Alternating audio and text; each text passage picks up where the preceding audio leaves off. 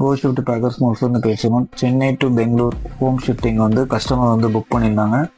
நாங்கள் எப்பயும் சொல்கிறது தான் கஸ்டமர்கிட்ட, உங்களுக்கு தேவையான திங்ஸை நான் எடுத்து வச்சுக்கோங்க, அதை பத்திரமா ஒரு இடத்துல ஒதுக்கி வச்சுருங்கன்னு சொல்லிட்டோம். கஸ்டமர் அதே மாதிரி பண்ணிட்டாங்க. அதே மாதிரி ஃப்ரிட்ஜை ஆஃப் பண்ணிடுங்க, ஆஃப் பண்ணி க்ளீன் பண்ணி வச்சுருங்க. கிச்சனில் இருக்க திங்ஸ் எல்லாத்தையும் டிஸ்போஸ் பண்ணுறதெல்லாம் டிஸ்போஸ் பண்ணிடுங்க.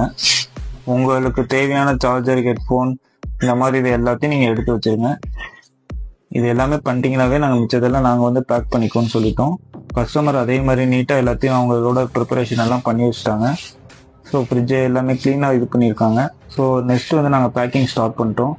ஸோ இப்போ பேக் பண்ணக்கப்புறம் பார்த்தீங்கன்னா எல்லாமே பாக்ஸஸ் பண்ணி அதை பபிள் ட்ராப் பண்ணி எல்லாத்தையும் நீட்டாக பேக் பண்ணி வச்சாச்சு.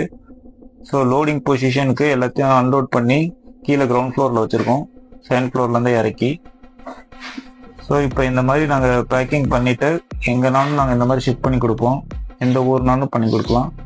ஸோ நீங்கள் ஏதாவது உங்களுக்கு தேவை கான்டாக்ட் பண்ண இருந்துச்சுன்னா கோ ஷிஃப்ட் பேக்கர்ஸ் மோஸ்ட்க்கு கால் பண்ணுங்கள், நாங்கள் நல்லபடியாக ஷிஃப்ட் பண்ணி கொடுப்போம்.